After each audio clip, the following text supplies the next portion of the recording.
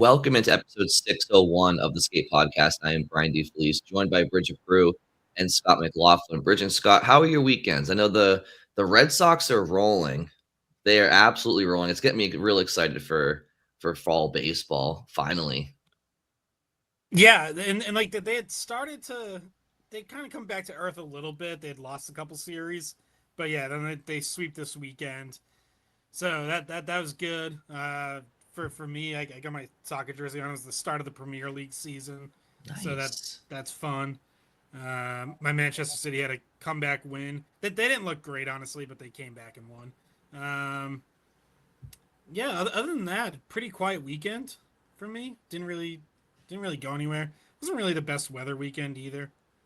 Didn't stop Bridget from having some fun at the ballpark, right? Yeah, for once. I always am working sporting events. I know you guys probably feel the same way. Like I actually got to have a beer and cheer and actually be a fan for like the first and maybe only time this year. But yeah, I went to a Sox game. The Saturday, yeah, the Saturday game where they came back and walked it off at the very end. So uh, I got to see my college friends too. So that was fun. I don't see them super often, uh, but yeah, and then I had a wedding on Friday. So I mean, Nice. I had a busy weekend. Congratulations! I'm actually kind of Big tired. I announcement. actually kind of feel like I'm like worn down a little bit. So yeah, and now we're back to the grind. I was down the Cape this weekend, to Scott's point, beautiful weather. But you know what? You plan something a few weeks in advance, can't really account for the weather with the last minute rain. But uh, I had to go into this. Had to go to the paper store, like every good guy does with his girl. And when I was there, I saw a nice book I wanted to pick up. If These Walls Could Talk. I think you guys know, Scott. You certainly know which book it is. Bridge, do you know which one that is? No. It's the Dale Arnold. Dale Arnold. If These Walls Could Talk. It's Dale Arnold's book. He wrote back in maybe 2018 with a lot of insight. His career with the Bruins and stuff like that. So I just started it. It's really good so far. The first I think I'm like 50 pages in. The first quarter of the book is kind of about Dale's career, and then I'm at the part now where for those who may have read it, listening or watching, I'm at the part now where he's talking about a lot of his media coworkers or his career. But around page 80 or so, because I already looked ahead. I think that's when the hockey stories picked up. But there's been some good ones with his time. Like I didn't know the Maine Mariners were the Flyers affiliate. Yeah, News to me. I thought it was really nice that he devoted 4 chapters just to his time with me at WEI. Thought that was really cool. I love that part. It was the best part. Yeah, Yeah, that's what Bridget, there is a page about you later on, so I'm surprised you haven't read it yet. But no, there's not. I did. I there do could be. know. I'm not there yet. Yeah, I do know Dale, but he only knows me as a producer because when he was at the station, Brian and I were producers. And sometimes I'd work on that show, but a lot of times we were doing Red Sox. So yeah, I don't. I mean, he knows who I am. I don't think I'm getting a page though. I have a vague memory. I'm pretty sure I was in. Let's see, it was Bill's studio. I think I was third chairing the morning show or something, and Dale had to come in. Actually, you know what? It may have been after he technically. I don't really remember, but I feel like he came in. I had to hook him up with some audio because I think he was doing a promo for that book, which is crazy that it was already 7 years ago. But in any event, I don't know if people listening or watching have read that book, but there is obviously most of it is insider information, firsthand, stories over what really is decades with the Bruins, and it takes you through the Bruins Cup run. And I think the book was written in 2018, so at this point it's a little bit outdated. I mean, obviously there's been a Stanley Cup run since. Bruins broke history in 22-23, and the centennial season was cool, especially from a historical standpoint. Scott's a huge hockey historian, and there was a lot of cool events and exercises that year. But in any event, little piece of Bruins news for me this week, and picked up that book. Didn't And expect to see that in the paper store in Cape Cod, but here we go. Scott he's making an announcement. His book drops this week, actually.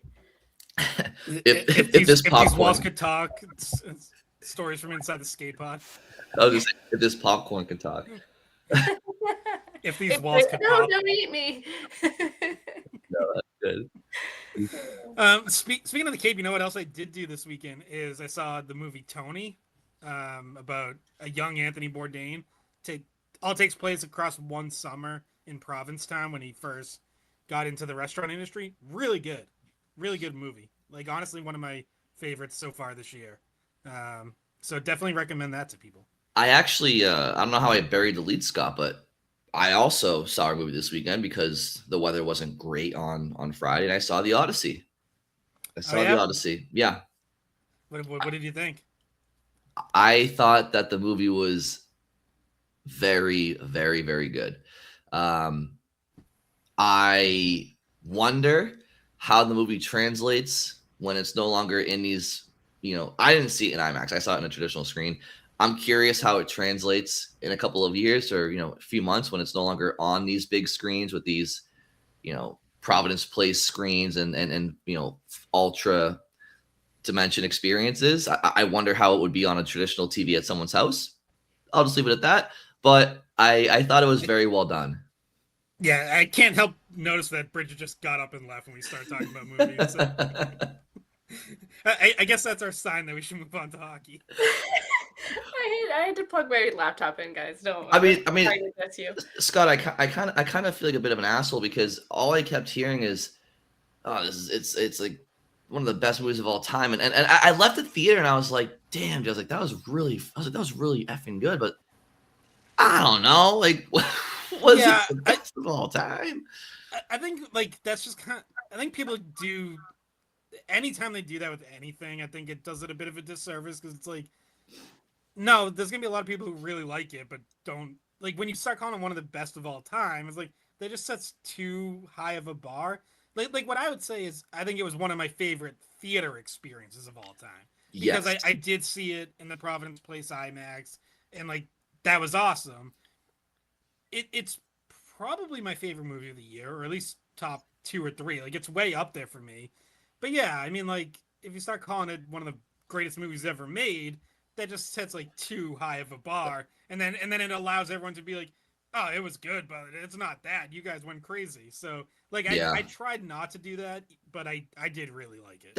That's exactly what my conclusion was afterwards when I was talking about it with Lauren. I was like, I don't know. I feel like I can understand why somebody would say, especially if they saw it in like IMAX or Providence Place, like I can understand why somebody would say it was the greatest individual theater experience of all time. Not that that's what we experienced because we were at a traditional screen, but I was like, I can totally see why the sound, the visuals, it would be a theater experience like no other, for sure.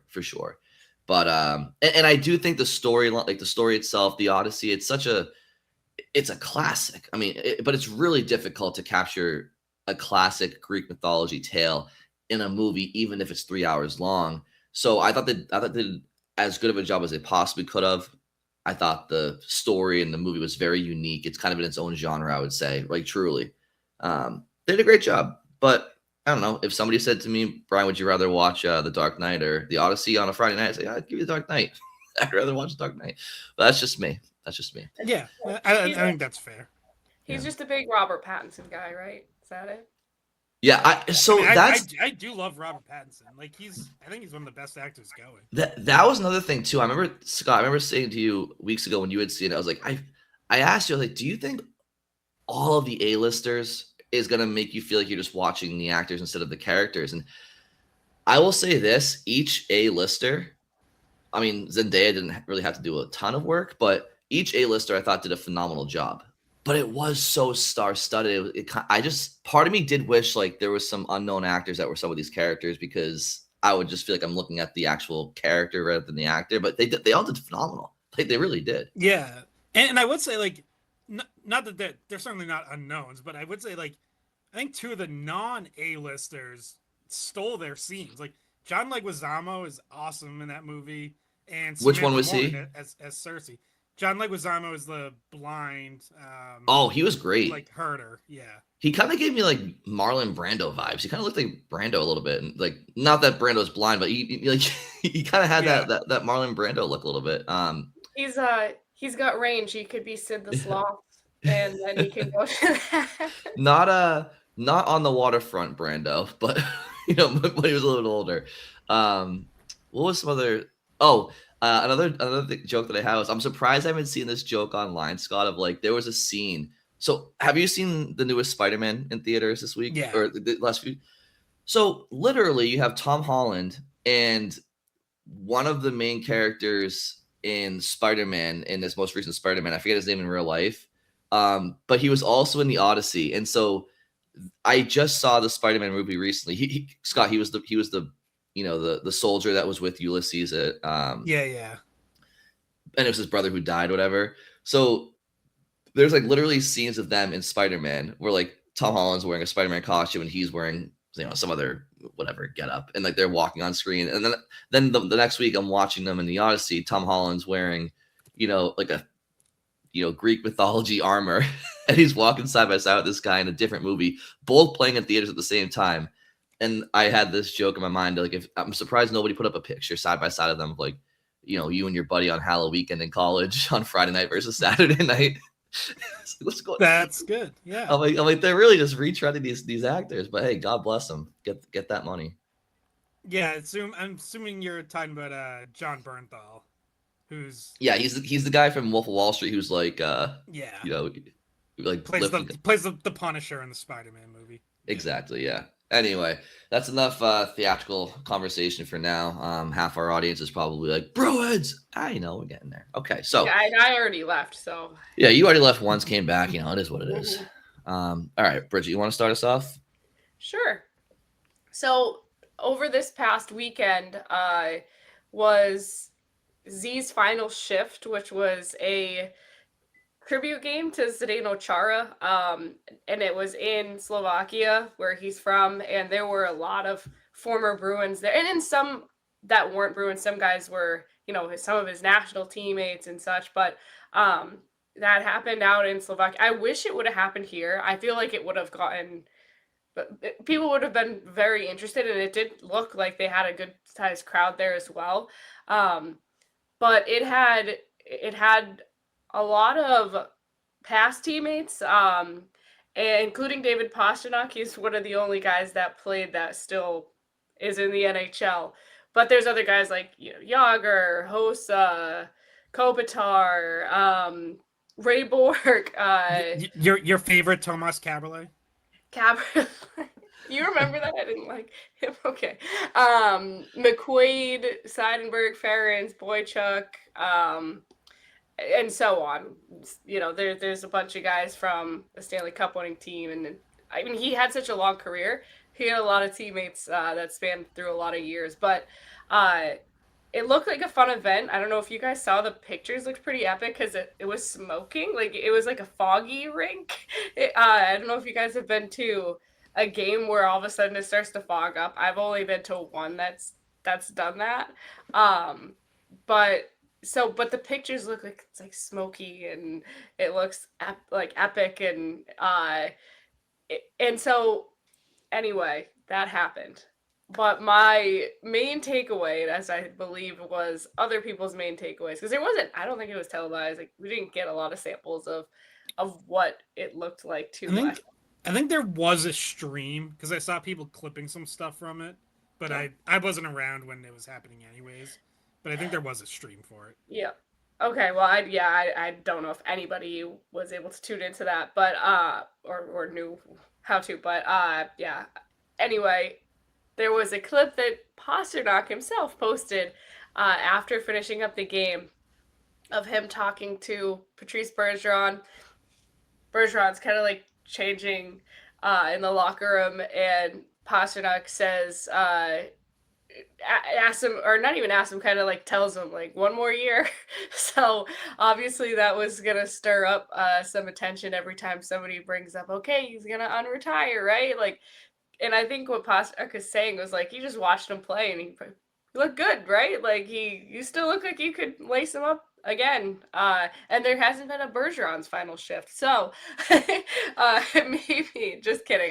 I obviously he's teasing, and Bergeron, has said a few times he's really happy with the lifestyle he has right now, being a dad first and all of that. So I don't think he's coming back, but I think what Pastrnak was saying was like, hey, you could come back if you want to, just give him a little temptation and try to get him to pull a David Krejci and come out of retirement.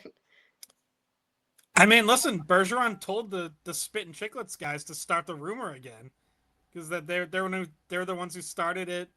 A year or two ago when they like got word that he was skating, with the other Bruins alums and stuff, and they're like, he's staying in shape, and obviously that's just Spit and Chicklets doing their thing, but yeah, that they brought it. It was funny when they brought that up during that episode, a couple weeks ago, or whatever that was. And they were like, yeah, did you have to like answer for that? And Bergeron's like, yeah, there was a reporter who called me and was like, hey, I have to ask you about this, which I'm pretty sure is Steve Conroy, if I remember correctly. But yeah, that clip obviously did go, a little bit viral. And like you said, what's funny is it's Pastrnak himself who posted it, so it's not like someone just like grabbed it from somewhere. It's like Pastrnak just put that out there.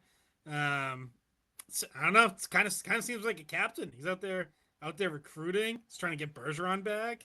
I think you got to take that into consideration. No, he sounds like he's recruiting a different captain. They don't have anybody for the C yet. They haven't named it. It's not too late for Bergeron to come back and put it on.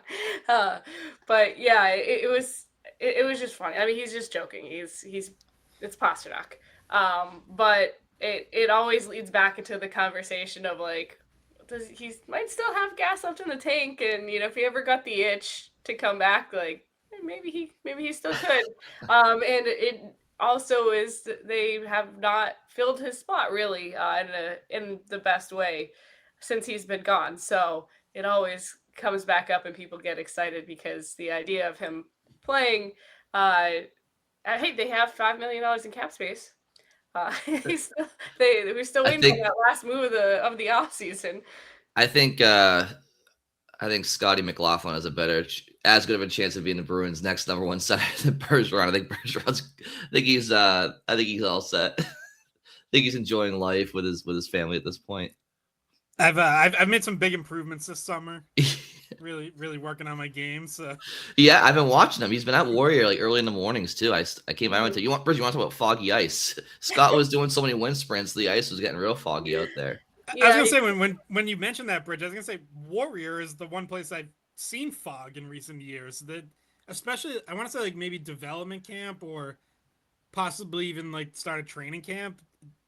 Warrior on a warm day, like early enough in the morning, is actually pretty foggy. They have to like go around all the glass with the squeegee and like wipe it all down. Blue Rink and Skate 3 Blue Rink. That place was always, because it was, for some reason, and Skate 3 had obviously 3 surfaces. Ironically enough, they had 2 ice surfaces. The third one was Roller Kingdom back in the day. Then they added the Blue Rink, which now it's kind of 4 surfaces. But it was always colder, way colder than the other ice surfaces there. And to Scott's point, yeah, sometimes, honestly, sometimes even in the winter or the fall, it would be so cold that I don't know, maybe it'd be like people breathing and I don't really know, but it was always there's some classics. I'm sure people can comment some rinks that it's always been foggy. But also when the Bruins played the Oilers in the Stanley Cup Finals, there was the lights turned off one time. They literally didn't they have to stop play one time, Scott, because of too much fog, and they had to reschedule that game. Yeah, they had to have guys skating laps to try to get the fog to lift. Yeah, the old garden sometimes wouldn't quite hold up if you got into May and the weather started getting warmer. Yeah. Well, so we'll keep an eye on that, Bridget. Good, detective reporting here on Bergeron, but obviously funny for what? I do like the whole final shift idea. Like it's a very European thing. We've seen this with some other European players, and soccer does something like European soccer players do something similar. If you're a legendary enough player and you're kind of, once you retire, your career comes to an end. So we don't really have anything like that in North America that I can think of. maybe like a very occasional one-off where something like this happens, but it's definitely more common in Europe. The video and the photo of Chara taking off his skates at center ice with like all the fog around, just very cool image. Yeah, Mhm. it was a really cool event. I thought the rink was a pretty cool look. Obviously, it was kind of like an older European type situation, and packed to the roof. Like everybody showed up for that. Obviously, you had a ton of Hall of Famers in the game. Just goes to show the respect that people have for Chara. And yeah, Scott, to your point, it's kind of like a unique experience to leave your skates at center ice. Sometimes you see that in like like pro wrestling or something. Like they'll leave their gloves or their boots in the middle of the ring, or maybe sometimes in another sport they'll leave their gloves somewhere, whatever. But yeah, it was pretty cool.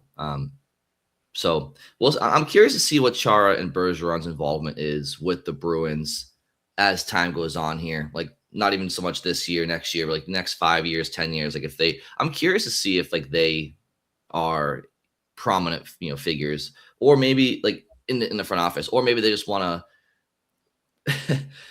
I'm sure there's a part of Cam Neely that maybe misses the days when Bruins fans only universally loved him instead of as a player, instead of being divisive as a authority figure. Sometimes that's the territory you enter when you. So maybe Bergeron and Chara don't even want to make themselves vulnerable to that in the future, or maybe they don't give a shit and they do. I'm curious. Do you guys have any thoughts on that? I mean, it definitely seems like Chara wants to be involved. Like, obviously, he already is, formally as a mentor and advisor. I do. He has always been the type that when he gets involved in something, he kind of goes all in. So I do wonder if some point here in the next couple of years, like he does want to be more involved. I think he's just like so uniquely driven that I almost don't even think the reputational part of it would occur to him or bother him at all. I think he would just like if he decides to do it, he's just going to be so determined to help the Bruins win another Stanley Cup in whatever his role is. Um, Bergeron, I wonder about a little bit more. Obviously, I would say he's barely even dipped his toe in. Like he stops by every Mhm. now and then. He even got on the ice for a practice last season, late in the year, working on power play stuff with Minton and Geeky in particular.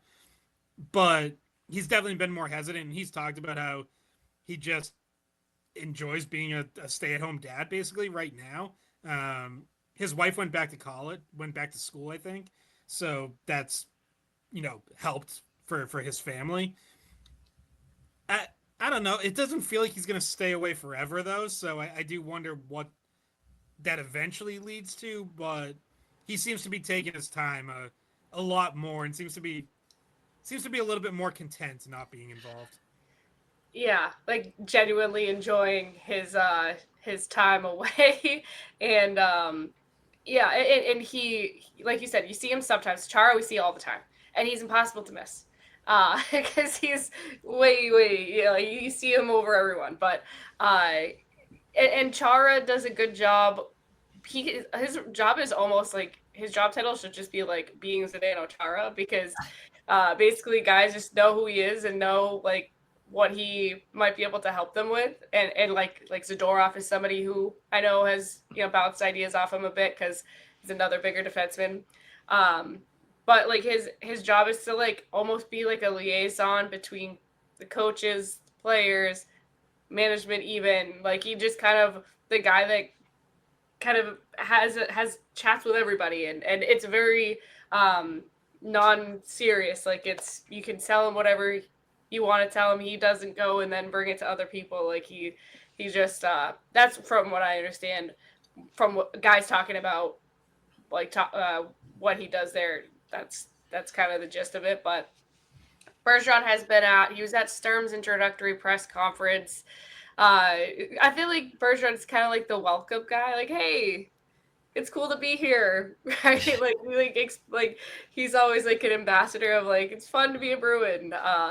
Maybe it will be more in later years, but I've had some listeners and such comment to me in recent months, off and on. They'll suggest that maybe Chara's being primed to take over that Cam Neely role in the future, and and Neely would be willing to take a step back and maybe retire or semi-retire. And I mean, to your points earlier, Scott, I could see Chara definitely wanting to be involved, in more advanced roles with the Bruins, but I don't get the sense that Cam Neely. I could be totally wrong here.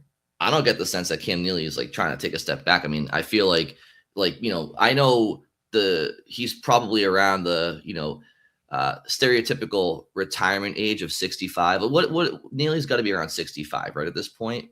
But while you're looking that up, I just feel like times are changing, and people, a lot of people I feel like 65 is what 65 was, 30, 40, 50 years. Like, I feel like people still want to keep working, and like people, I don't know. I don't look at somebody who's 65 now and say, oh, that person just, they're never going to work again. Like, people like to work. They like to keep busy and they like to have purpose. So I don't know if I see Cam Neely just wanting to retire in the next year or two to let Chara take his place. I don't see that, but yeah, hey, people can theorize. Doesn't seem like it. No, I agree. Nearly 61. Mm-hmm. I was gonna say, like, maybe the way you could do it is like if you kind of split the hockey operations part of his role and the business part of his role, because Neely is involved in a ton on the business side too. But I don't think he'd even want to do that, because I think he cares so much about the hockey operations side. Like, he has opinions on what's going on with the team and what they need and what players they should go after. Like, I'm with you. Like, I just can't see him taking a step back from really any of it right now. It feels like he's still very much in it, and like, again, like, right or wrong, like whether you like the way he's doing it or not, like, he is passionate about it and clearly cares. Do you think Oh, sorry, Bridget. Can I have an aside for a second? Brian, you were saying people don't want to retire until like they're after 65 or what have you. I have one cousin who drives me insane, and this weekend he said he's going to retire next year. He's 30. He's 30. I'm like, are you out of your mind? Like, no, you are not. This person he drives me absolutely crazy. Lies about everything. But anyway, he's like, people believe him. He was like, yeah, I'm going to retire next year and move to Portugal. I'm like, sure you are. I'm going to mark this on my calendar to talk to you next year when you're retired. But why would you even want to retire at 30? I don't know. He's great. God bless him. God bless him. That was my aside. I mean, I definitely think people, especially if it's a job that feels more, it depends on what you do for a living. If you really just hate your job and it's just a paycheck to you, or what. When you get to 65, I'm sure many people are like, I'm Audi 500 but they still want to keep busy somehow, some way. You know what I mean? Like, I find that people like to keep busy, and even if it's whether it's the job that they were in or they want to try a different thing. And I think that's people who truly retire like the second they turn 65 or soon thereafter, like. I think a lot of people kind of like don't know what to do with themselves. Like, I actually think it's kind of a bigger conversation. But yeah, Bergeron. I'm gonna retire next year, and then we're gonna have Scott's final shift, and I'm gonna leave my popcorn at my seat in the press box. Scott's final pod. Do you think the Bruins? No, it's Scott's final popcorn time. Scott's final kernel. If Chara did want more for himself, and I know this shift is extending a little bit long, they're yelling at us to get off the ice, but if Chara did want more for himself in a front office role in the Bruins, maybe couldn't give him exactly what he was trying to do, right? Do you think the Bruins would ever be at risk of like losing him to like an Ottawa or New York Islanders or somebody else that Chara has, had affiliation with in his past? Or I don't think that's the case. I think he bleeds black and gold. I think the Bruins value him just as much as any of their other highly coveted alumni. I don't think this would be the case, but at the end of the day, like, we know how competitive Chara is. So I do wonder if like that would ever be a possibility, but I don't think it would be.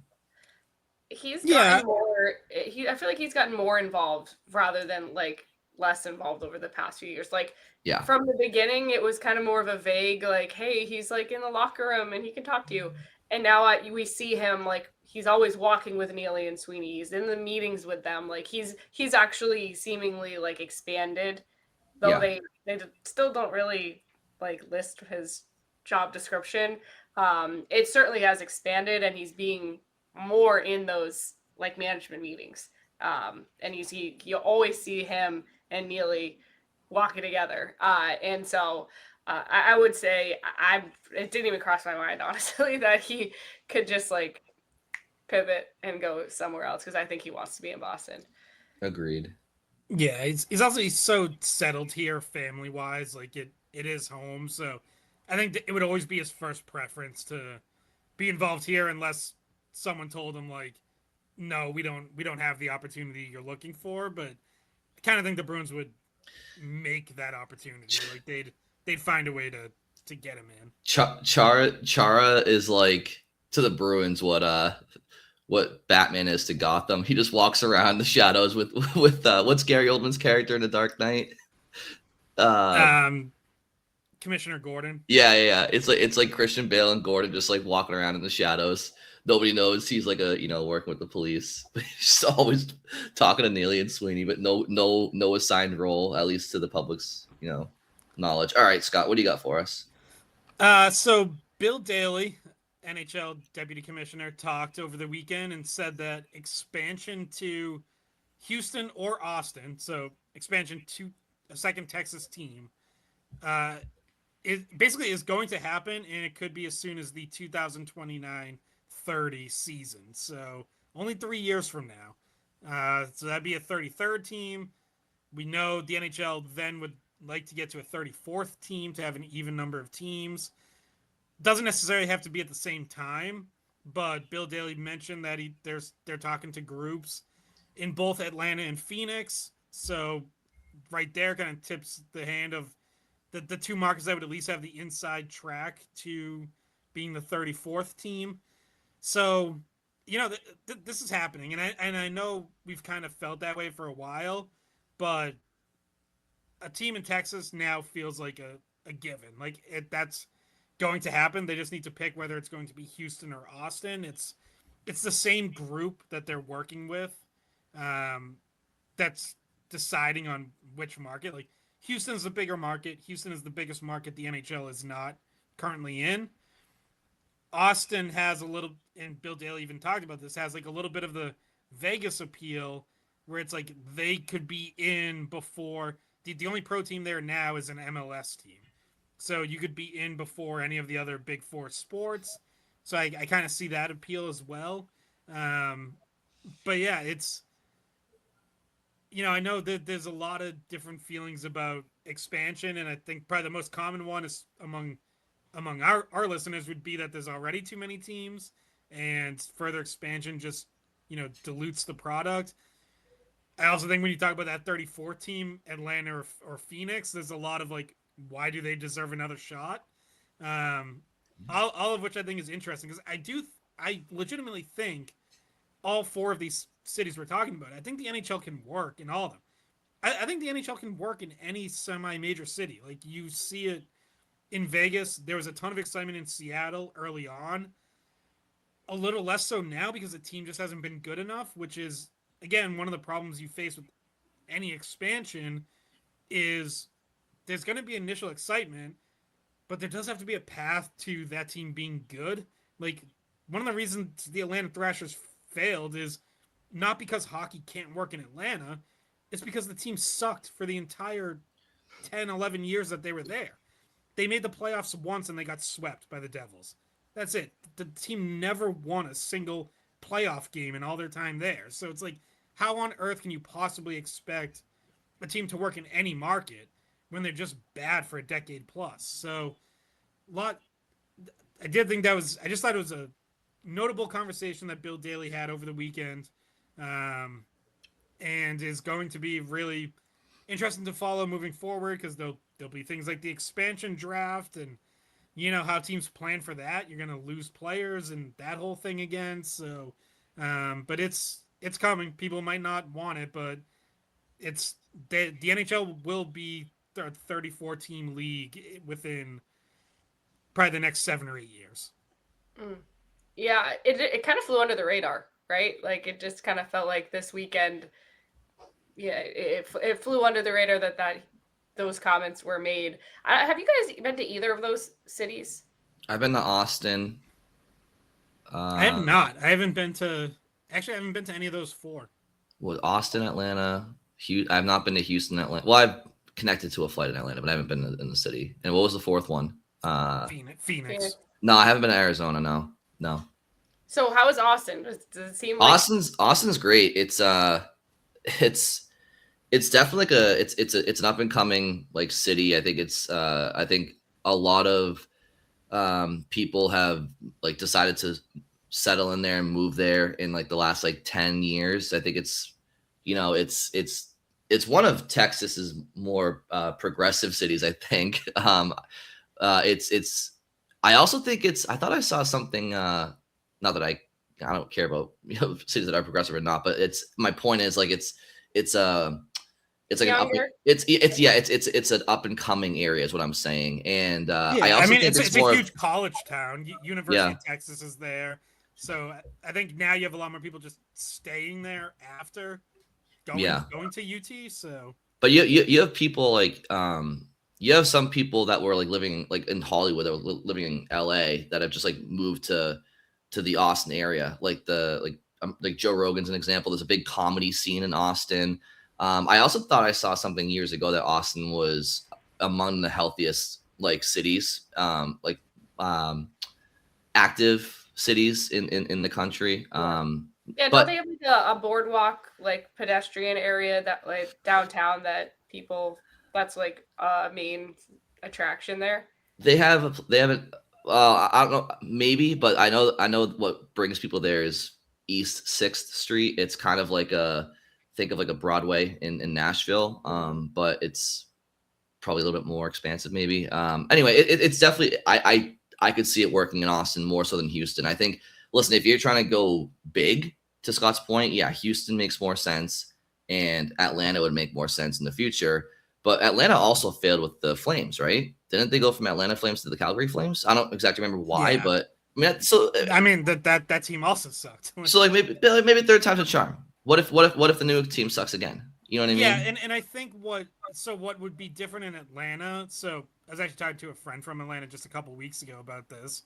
Is the the arena this time around? There would be a plan to build their own arena in like the northern suburbs, which is kind of like wealthier and just to be like fair about this, whiter. Which like let's be honest, that's what most hockey fans are. And there's a thought that like that would be better than the Thrashers who played in the city, which Atlanta, like the city proper, population wise is like not a huge city. It's like roughly the same as Boston, but it Atlanta has such a huge metro area with all the suburbs around it. So the thinking would be like if it was in the right suburban location, it would actually do better than being in the city proper. I mean, Atlanta also is home to like Netflix's quarters. Like Netflix has like Atlanta has turned into like a secondary like film location in the U.S. Like outside of Hollywood. Like a lot of their Netflix shows are filmed there. Their studios are there. So I'm sure there's a lot of up and coming areas there too. I just feel like what the Atlanta Thrashers they had some stars. They had Scott. You mentioned the other the one year they went to the playoffs and they lost to the Rangers. But they had Marian Hossa. They had Ilya Kovalchuk. Like you had some like big stars to build around. Savard, and you know it just never worked out there. I listen if they want to Houston, man, I don't see Houston being better than Austin. I think you're going to struggle to go up against the Texans and the Rockets, and the Astros, right? Like I just think that you're battling uphill. But Austin, I think Austin really could work. And then it's like, dude, just enough with the Phoenix. I don't want to shit on Phoenix because they have been in there for a long time, but I just don't think they ever did great numbers there. The arena was always empty. Like, if you want to expand to 2 more teams, give me Austin and then go east and give me Quebec City or relocate somebody. Like, you can't tell me Winnipeg's better than Quebec City. I'm sorry. They'd have the same problems that Quebec City would have if those still exist. So, yeah, Expansion, we can talk later on about how that might dilute the product as well. But maybe for right now, we'll just keep it with what we've talked about. My opening shift has to do with the NHL Network. I think it was. They put out their list of top 20 centers in the NHL. Or no, it was NHL Media on Twitter. So I think it's all connected, honestly. I'll just rattle off the list real quick. I don't think it's going to come to much of a surprise, but maybe there's a couple. So you have Connor McDavid, Nathan McKinnon, Macklin Celebrini, Leon Draisaitl. That might be the first one where I don't think you have a ton of people maybe arguing that, but that's the first like eye-bulging one where Draisaitl has officially been passed, by the next generation with Celebrini. Again, not saying it's not deserved. I think it doesn't say what Leon Draisaitl is, and it just says what Celebrini's becoming and what he is. Fifth is Alex Barkov. Sixth is Jack Eichel. Seventh, Bridges guy, Sidney Crosby. Which, again, for him to be at his age of 38 years old and still be, ranked seventh among all NHL centers, man, that's what a credit to him. Austin Matthews, eighth. Nick Suzuki, ninth. Jack Hughes, 10th.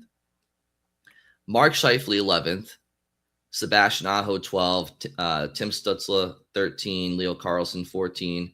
Nico Hischier, 15. Connor Bedard, 16. Pretty notable. Probably a little bit lower than, he or Blackhawks fans or probably the league would hope that he is at this point. But Braden Point, 17. Wyatt Johnston, 18. Cue the Bruins fans' comments about selecting Fabian Lysell over him. Tage Thompson, 19. And then Dylan Larkin, 20. So I want to highlight in particular here Dylan Larkin and Mark Scheifele, because Dylan Larkin, obviously, is he going to be with the Red Wings when the year starts? I guess TBD. And then Mark Scheifele has not, to me, he hasn't requested a trade publicly at all. Him being ranked 11th, also notable omission here. Why am I blanking on his name?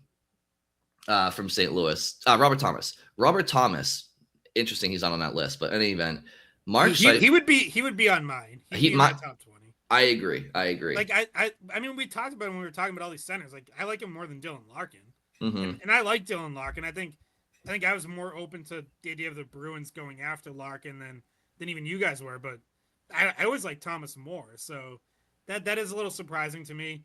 Would also note, going back to something we talked about, we've talked about at length this summer, but Pavel Zacha not in the top 20. Not that we would have expected it, but again, the conversation about like, is Zacha a number one center? We've had listeners write into us and say he is, and it's like, well, yeah. If your definition is he one of the top 32? Yeah, I think Zacha would pop up on this list if you go to 32. My guess is he'd be somewhere around 25, 26 probably. But like by the end of this list, with Larkin at 20, you're already kind of getting to a point where it's like you're asking, can that guy be the number one on a true Stanley Cup contender? That's kind of been part of the whole debate around Larkin. Yeah. Is like how many teams see him as that guy. So I just point out, like, to me, there's not really, I wouldn't argue for Zacha over Larkin. I think Larkin is better, and you're already kind of asking that question at that point. So you're definitely asking that about Zacha. And so, yeah, like, I look at this list and I'm like, to be a Stanley Cup contender, you probably need to have one of these guys. Like, realistically, you probably need someone on this list. And they don't. Well, hold on. Wait. Where's Elias Lindholm on this list? Where's Lindy? I was going to say next year move over some of those guys because Patrice Bergeron is going to be on there, but no problem solved. But what a comeback story.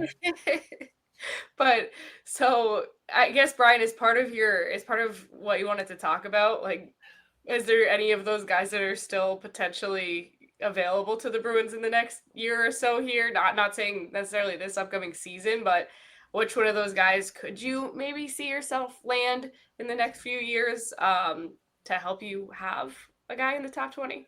Yeah, I mean, obviously, like I said, I hope it could be internal, right? I hope that James Higgins or Dean Letourneau in time can, one of those guys can hopefully be among a list like this in the future, right? But I don't know. I just, to tie in what Scott was just talking about, like with Pavel Zacha, what is going on there, right? How far apart are the Bruins with Zacha? Because if Dylan Larkin wants out of Detroit, like, could Pavel Zacha be a trade piece if the Bruins don't find, common ground with him heading into the season? Like, it would have to be Zacha plus, but, Detroit, they don't lose Larkin for nothing. They get what is, let's call him 21 to 32 center in the league, on a really good deal for the final year of his contract. And they have an opportunity to negotiate with him, for the remainder of the season and whatnot into the offseason.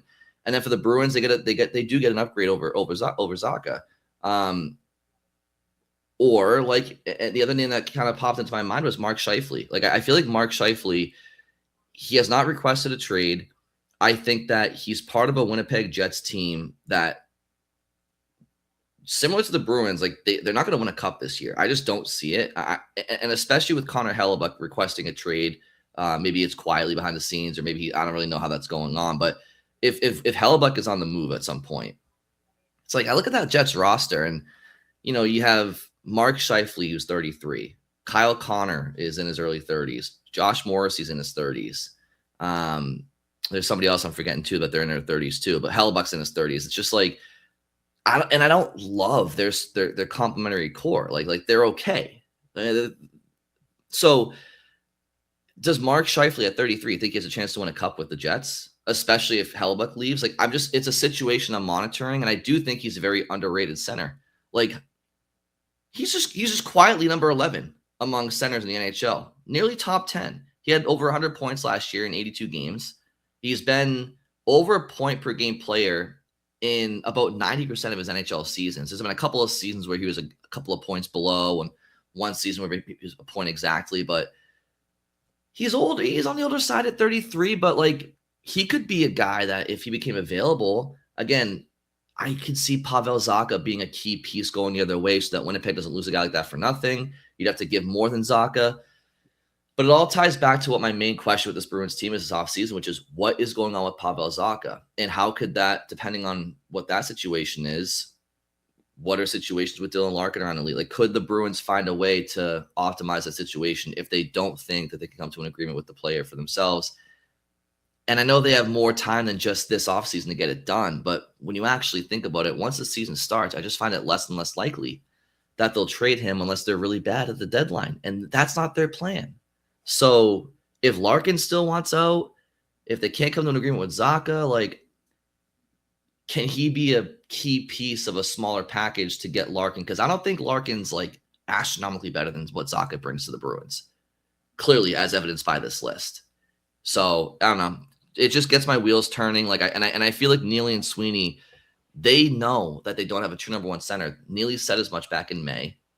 So sometimes I want them to have more of a plan than maybe is available, and that's why I kind of come down hard on them. The reality is sometimes maybe there just aren't plans to be made until stuff opens up, and they're just reserving the opportunity there. I don't know. Yeah, Winnipeg's a really interesting team because, they signed both Scheifele and Hellebuck to those extensions just not that long ago, and the idea was, all right, they got those guys to stay, and now they're gonna try to go all in. And obviously, they've had some really good regular seasons, not last year, but in recent seasons prior to that, but haven't really made the deep playoff run. They were a team we discussed. It kind of popped up in rumors around the draft that they were looking for a number 2 center, and we were like, hey, Pavel Zacha for, I think it was the 8th overall pick that Winnipeg had.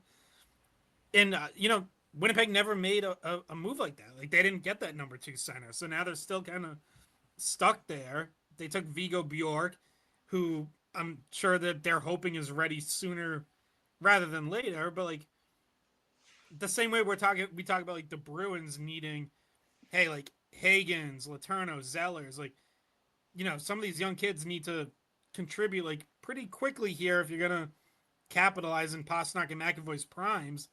Well, Winnipeg has an even smaller window because, to your point, Brian, Scheifele's 33. Like, Pastrnak and McAvoy were talking, 30, 29. Scheifele's 33. Like, times even more of the essence there. So, yeah, it feels like if they do end up trading away Hellebuck, you kind of think that's the beginning of the end. Like, that starts the sell-off of other guys. I think that, honestly, they'd be smart at that point to capitalize on Scheifele at a real high point, coming off a 100-plus point season. He is 33. He's signed for 5 more years. Like, I do think there could come a time where that contract maybe doesn't look as good to other teams. Whereas right now, as you see by this list, there's no question he's a number 1 center. And those guys are always going to have value, even if they are 33 years old. I wonder how much sense that makes for the Bruins. Like, if you're really gonna have to pay a premium, look, obviously you'd upgrade them right now, no question about it. It's kind of a beggars can't be choosers thing. Like, the Bruins need a number 1 center. Yeah, you'd prefer it be someone younger than Scheifele, but maybe that's not out there. Like, it would at least be worth exploring. I don't know that it lines up quite right age-wise. But also, like, to your point, like, part of those 5 years go into his late 30s. And we've seen the Bruins move on from somebody like Brad Marchand, who they weren't at least for whatever the current offer was, they couldn't come up to a deal on what that kind of contract for somebody in there in the late 30s would have looked like. And it would block, obviously, at least the center option for somebody like Higgins to take over, or Letourneau. But I will say, Letourneau's not even here yet. He's still in college. There's still time for that to happen. And, like, Letourneau might be going the other way. Like, again, you're going to have to pay a premium price, so you're not going to get to hang on to, like, all of your good young players and prospects. Let's also be honest, too, because, Bridget, you bring up a good point, but it's not too dissimilar to in the here and now, the same way Zacha is kind of blocking those guys, right? If they were to be here. And I don't know. And Scott, I'm curious about what you just said. Like,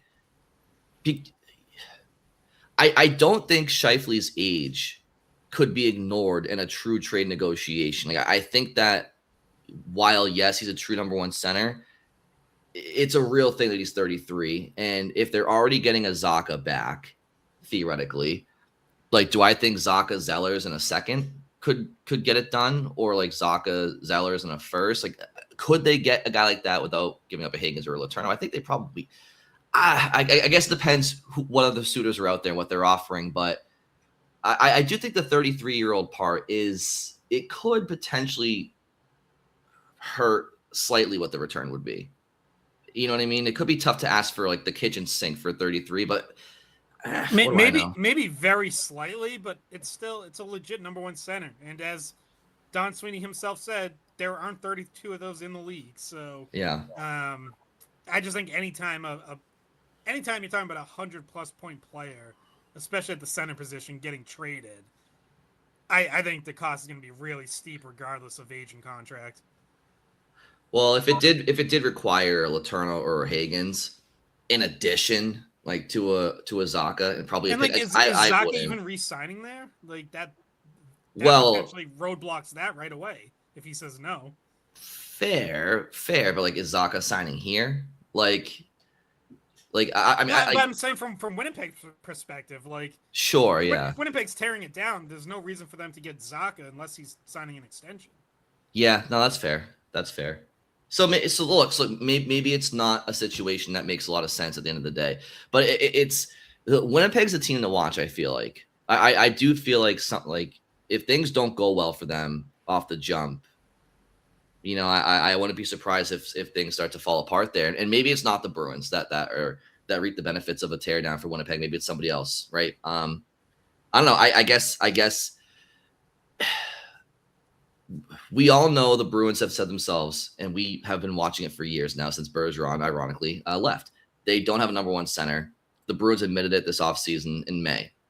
So again, we all hope that it could be one day one of a Letourneau or a Zellers. But I feel like the Bruins, if the opportunity presented itself to them, would still want to capitalize and bring somebody in. At the same time, like, what are they doing with Zacha? Like, these are the questions that I have around this Bruins team right now. In addition to others, like, there's other questions too, but the Zacha one to me is front and center right now. Because I could see a world at the right price and the right AAV, right term. I would like Zacha on the Bruins if he could sign like a 5-year deal at like 6.5, $7 million.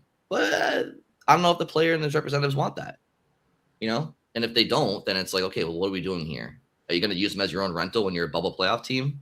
That doesn't seem very responsible to me, right?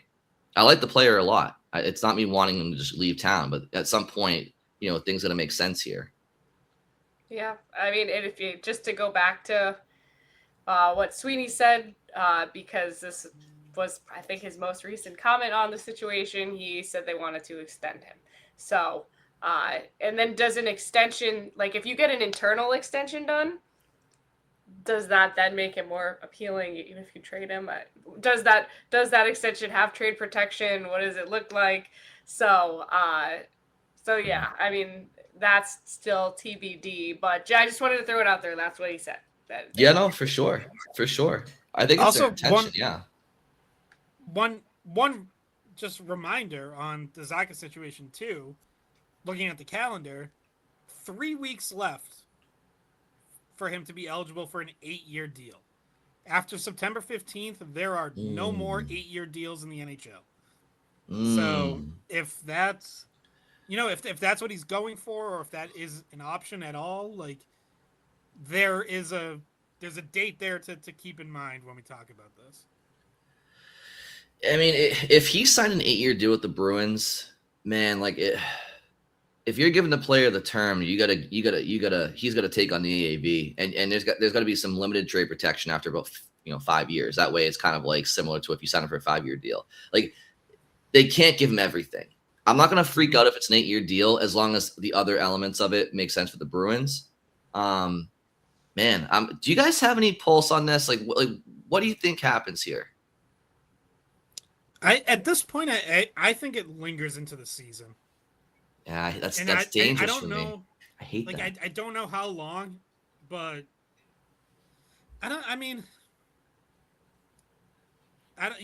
dates and deadlines do have a way of speeding things up, and if 8 years was important to him, then maybe that accelerates it here in the next few weeks. But I don't know if it is. Like maybe he just wants to push for more money and is willing to take 6 or 7 years if that's what it is. Like I don't know. I've kind of felt for a while like it doesn't get done before the season. So the closer we get, the more I think this is a conversation that continues into the season. Yeah, and as part of that question, Brian, like at the end of the day, what happens, not just when? Like, do you think they extend him, Scott? Or do you think, like, even if it gets into the season? Yeah, I still lean towards eventually they extend him. But I know that and Brian just kind of referenced it, like, that definitely creates a more uncomfortable situation where you get into the year and now it's, like that puts the possibility of losing him for nothing on the board, right? For all the reasons we've laid out many times, which is like, if you're in it, are you going to trade him away if there's not an extension done? Probably not. That generally has not been something the Bruins or most teams do. So that like it does create that uncomfortable situation of like, what happens if they still can't get it done? You're getting closer to the trade deadline. The team's in 7th place in the East and looking like they're a playoff team. Like, I don't know that they're probably hanging on to him. I've had some people say like on Twitter or whatever to me, like at times, like, hey, I don't know why you're so worried if they go into this season with them and they don't sign him or trade him, like whatever. He's look at it as he's their trade rental for the year. And it's like, why on God's green earth would I look at Pavel Zacha as as their trade rental in a bubble season. We're just talking about, for the most of this episode, centers that range from 11 to 20 in Larkin and Scheifele. And, you know, how Scott mentioned, which is true, Don Sweeney says there's, you know, like how coveted top centers are, and how you have to pay a premium for that. Even if Zacha is the 26th best center in the league or 27th, why would you give that away for nothing if you're not going to sign him for yourself? You can't do that. He like Pavel Zacha might not be a true number one center, but he's a very valuable asset in general, like around the league. Like, you can't. What other team would let him walk for nothing when they're a fringe playoff team? So, like, if he goes into the year unsigned or not traded, will I lose faith that they won't at some point still sign him? No. I think it's less likely they'll trade him now unless they suck. But it's just, it makes things just more uncomfortable. It just does. Especially when, again, I've said this before, like, I'm pretty confident they could have gotten a first round pick for him this summer. Probably not a top 10 pick. I don't think that was on the table, but I think someone mid to late first round gives you their pick for Zacha. I understand why the Bruins didn't do that, because their preference would be to extend him. But if you lose that player for nothing, like, it's just a tough, unless you're a legit cup contender, unless this team is better than we think and they actually look like they can contend, in which case, sure, like, I will never get on a team for keeping their quote unquote own rental if you have a chance to win a Stanley Cup. That's when you do that.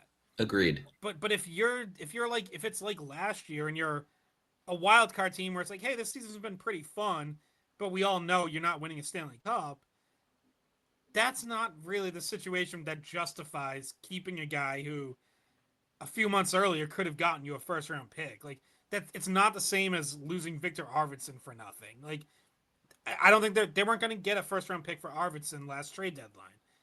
Maybe they would have gotten a second. So if you want to say they still mismanaged that, okay, you can make that argument. For me, I value just hanging on to Arvidsson more than the second round pick. That was me.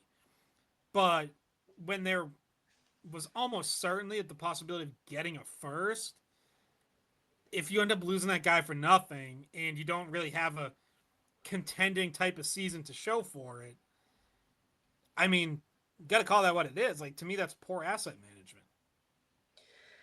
And to answer your question, Brian, I think they do extend him.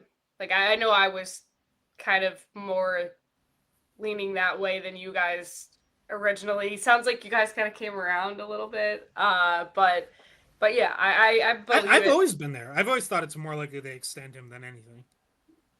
I think they get it done. If it's in the next 3 weeks, who knows?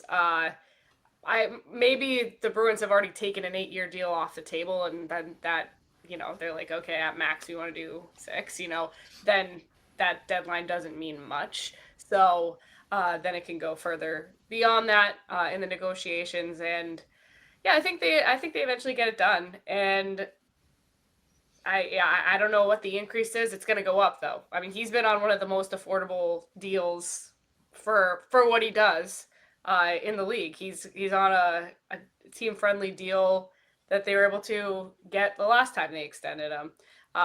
And yeah, it's obviously going to be a pay increase. So we'll see how big of a jump the Bruins are willing to give him, but I do think it happens eventually. And also, just to throw this out there, because just to talk about maybe some deals that could get done in the next few weeks. Matt Poitras still does not have a contract, so his still needs to get done before the season. Like, there is definitely a more of a definitive deadline on his contract, because he doesn't have. He's right now he's an RFA, so. Yeah, that's another one to follow. And maybe that even that possibly tie into Zacha too, right? Like, if Zacha's gone, but yeah, listen, my whole thing with Zacha, and I've always felt like he was going to be extended more than traded. My whole thing has just been like, I don't want them to lose him for nothing. So if you're giving me the option, sign him to an 8-year deal at like $8 million or lose him for nothing, I will begrudgingly have to accept the 8-year deal. But like, I would rather see, Bridget, to your point, he's making $4.75 right now. Absolute bargain. But for that same reason, like, yes, there's a huge case to be made from his camp. Look at what he's been paid the last couple of years. We want this. But hey, if you give him 6.5, 7, that's $2+ million of of a pay increase. Like, he can still get a significant increase in AAV at a still team friendly, percentage with the cap continuing to rise. So like, I'm never gonna blame the player for wanting to get the most in a contract negotiation, but like, I would love it if he signed for like 5 years, like 7 million or something, and like he's prominently featured in your top 6 for the next couple of years, and then maybe as he gets into his mid 30s, maybe he maybe he takes a role up the wing. Maybe he's more of a middle 6 guy, or he's a dependable center iceman for the younger players. Like, there's a lot of reasons why I like them extending him. But if they feel like they are so far apart on term and AAV, like, you're forcing my hand right now to say, then you gotta trade him. If you don't think you're gonna get a deal done, and you can't just like have wishful think, we'll figure it out in May. Okay, all right, anybody can do that. Yeah, it just like I think it's got to take more than that. I'll just say, if Zacha signs 5 years, 7 million, like, I don't want to hear anyone complain. That would be, based on the market for centers now, that's a hometown discount. Like, that would be a discounted deal. So yeah, I would love that if I'm the Bruins, but my guess is it takes more than that. I was one last thing, because I know we're probably logging off soon, but I was gonna mention, I saw Steve Conroy caught up with Sturm. I think this was like late last week, and asked him about, among a couple other things, line combos. And Sturm basically said, like, doesn't have anything set yet, but he did mention he likes the idea of putting Paterka with Pastrnak. So certainly seems like that's how they're going to start. He did not commit to who's going to center that line. He mentioned that, like, he mentioned Zacha could be there for sure. He mentioned that Minton and Husnudinov both played there at times last year. The part that I didn't like, and that I'm sure listeners will not like, is he said Elias Lindholm has proven he can play with Pastrnak. And I was just like, has he? What? Are we sure? Come on. At stretches, right? I think if you talk about it in like, I mean, yeah, the chunks. end of the 25 season 2 years ago, I would argue at no point last year did Elias Lindholm prove that he can play with Pastrnak. Like, they never had it last season. I assume that we will see every single one of those combinations at some point in either, if it's practice or preseason games, we're going to see it, and then we'll see it early season too. I really genuinely think he will give him a shot there, just to get a feel of what it looks like with the dynamic with Paterka too. I would not be surprised if we saw every single one of those preseason and early season. Here's the thing: I know people can criticize Elias Lindholm, but I'm not so quick to say like he can't be the person to play there, just because at different points, guys need different things, and if he's healthier, which there's no guarantee. Sturm did say that Lindholm is feeling good, that he's had a good offseason. All right, good. But I guess, I think he just started skating a couple weeks ago, so he took quite a bit of downtime. But since getting back on the ice, apparently he feels good. I mean, for him, that's the best probably thing he could have done. So he needed it. Obviously, everyone's off season is different. Some guys need to like put weight on. He needed to get his back situation taken care of, whether that was treatment or rest, or I believe probably quite a bit of both. But yeah, like, I'm not ruling it out that could be a combination that works. I know it's maybe less likely than Zacha, but it's not impossible.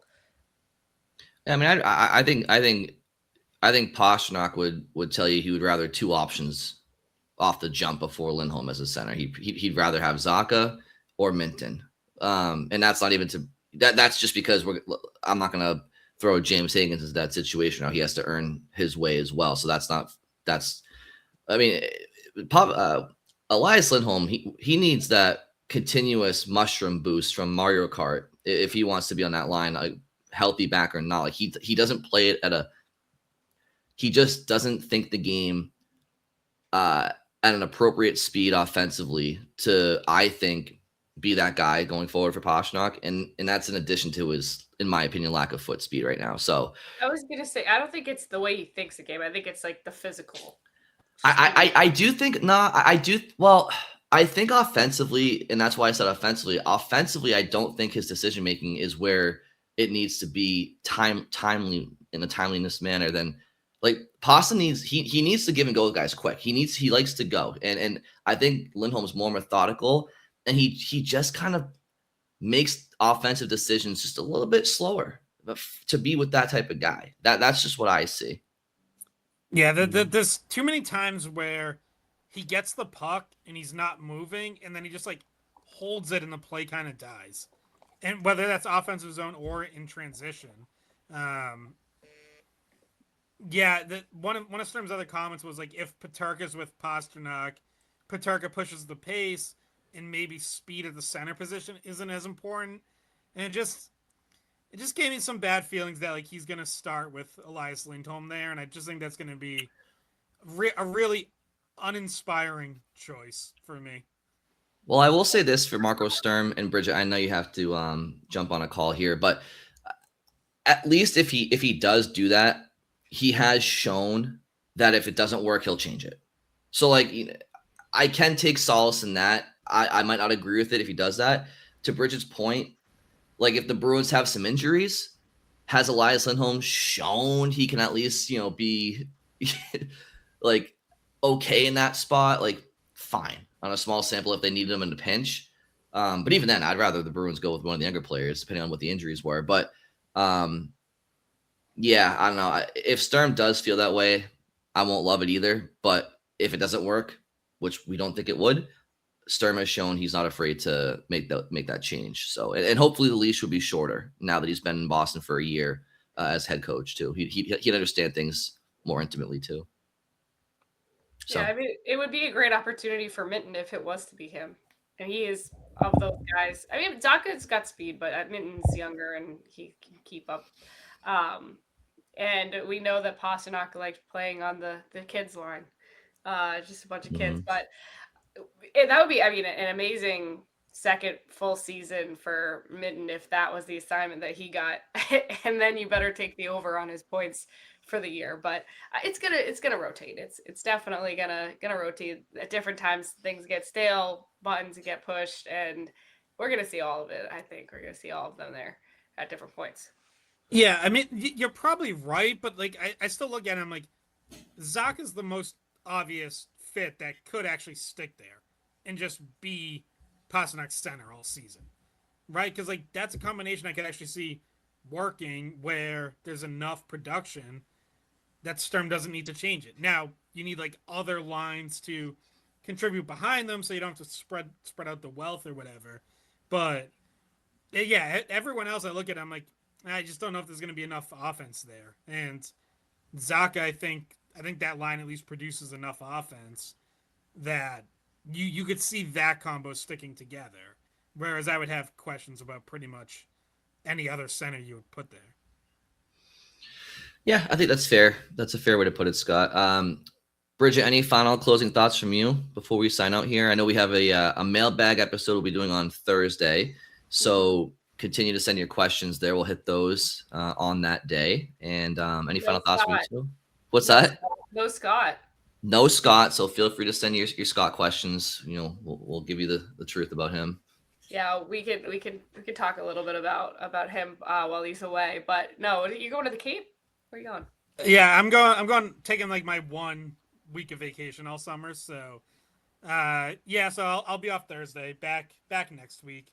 Yeah, I look forward to hearing. I think people should do all mailbag questions about me, and you guys can just answer them. So The vanity, just absolutely. Well, I will say, maybe I'll come up with a couple questions today, and that'll be my contribution to Thursday. Yeah, send in your questions, Scott. I mean, it is evident to me now we are gonna start to get some answers on Patra, Zacha, probably the captaincy. I think all of these things will probably be announced while Scott's away, because that's usually when the Bruins decide to break that news. Yeah, Bergeron, was it Bergeron signed, or what was it? It was Bergeron and Krejci returning. Yeah, that was when you were in Europe. So we'll see. Not going to Europe this time though. So. Not going to Europe. Well, Cape Cod's good too. But yeah. So and then for me, I'm about to go on Hockey Hub. So gonna head out. Gonna go co-host with Sophia today, and we're gonna have, among other things, Connor Clifton's gonna join us. So we'll be interviewing him. That starts at 1. I think he's gonna be on at like 1:15. So, but we have other stuff too, obviously. But we can talk to him. Alrighty. Thank you all very much for listening, and we'll talk to you on Thursday. Hey guys, thanks for watching this Skate Podcast. If you want to see more of our videos, visit our playlist. Not in front of a screen? You can listen to us on Spotify, Apple Podcasts, or wherever you get your podcasts. Don't forget to follow us on social media. And if you enjoyed this video, please don't forget to give us a thumbs up, subscribe to our channel, and leave a comment.